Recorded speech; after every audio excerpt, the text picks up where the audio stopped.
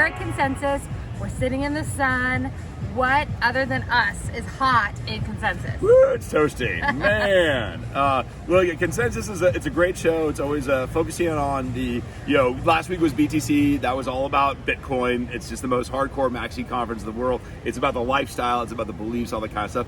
Consensus is about the business of crypto. It always is a way more enterprise focused show. Yeah, you got the people here that are kind of like, more just in the lifestyle piece of it. But no, this is about businesses. And so I would say that we have never seen, crypto's in such a interesting point right now with it's bipolar in some ways, which is like meme coins and so much of the retail stuff is kind of dead. I even say like retail trading markets you're seeing are actually condensing a little bit, but enterprise has never been bigger. There was a big announcement 2 days ago with DTCC about their big push to do tokenization for traditional assets.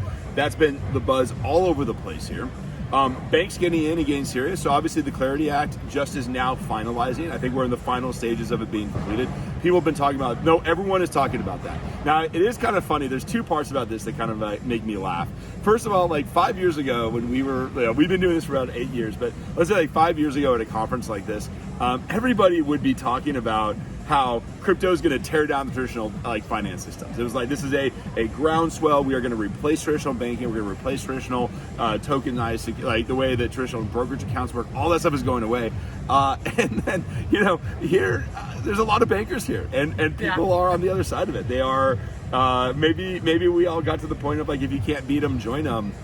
And people are actually really excited that bankers and big institutions and folks like that are getting serious about it.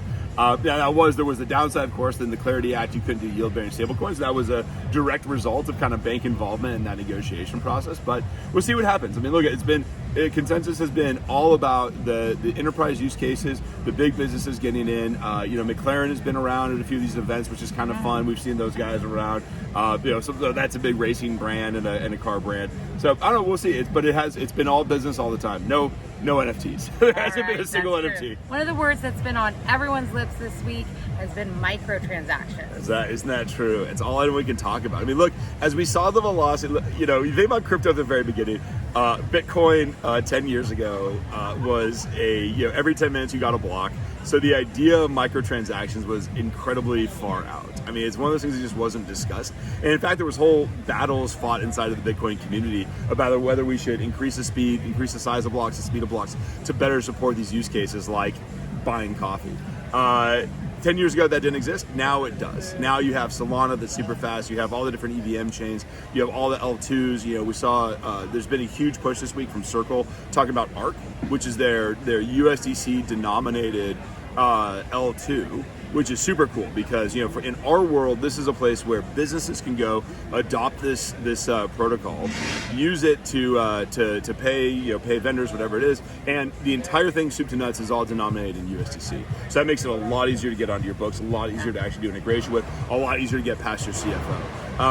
Their model is 1 penny for a transaction and near immediacy. I mean, I think it's like within milliseconds or hundreds of milliseconds you get immediacy and finality. So that is a transaction. So if you can make 1 penny work, then you can make that work. Like now, not every microtransaction works with 1 penny fees. So that's why you have Solana that pays what 0.0005 Sol, so less than a tenth of a penny, something like that.